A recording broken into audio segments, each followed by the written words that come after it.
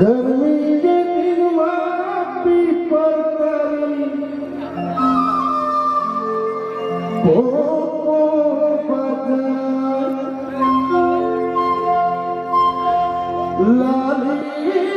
पीली रूपना देखे अमर चूरा ललचा कोई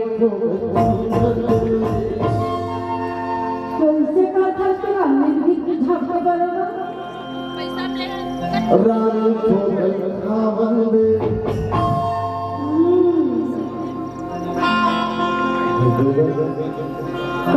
बाबा तुम बहुत पैसा ले पैसा भरे हो जाता है तो भाई के पास आओ अरे की कोना और मालूम है कहीं तो हां ये तो बेचा कैसे का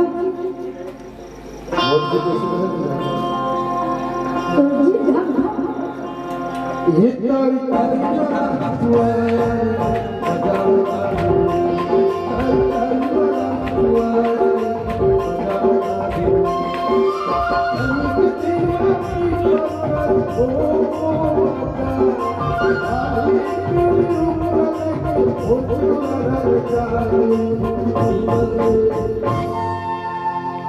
नहीं समझो रानी को खावन दे ये तारी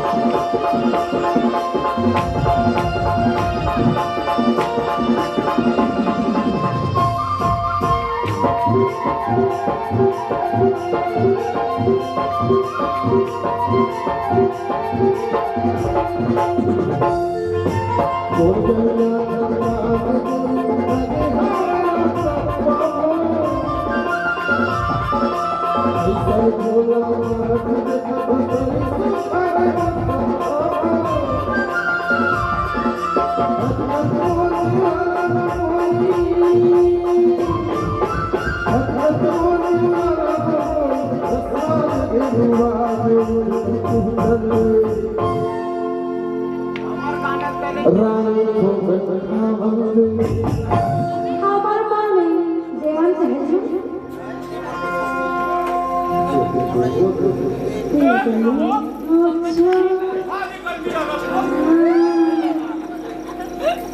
ये तारी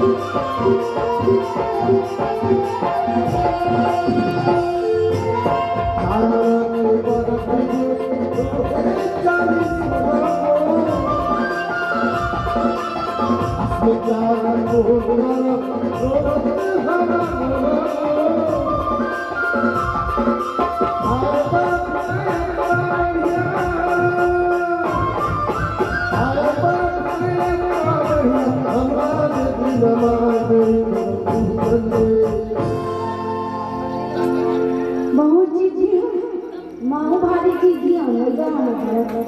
रानी को खावन दे ये तारी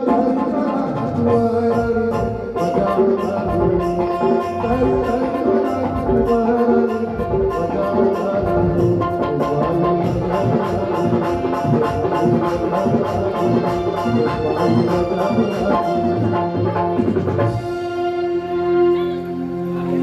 इसी के साथ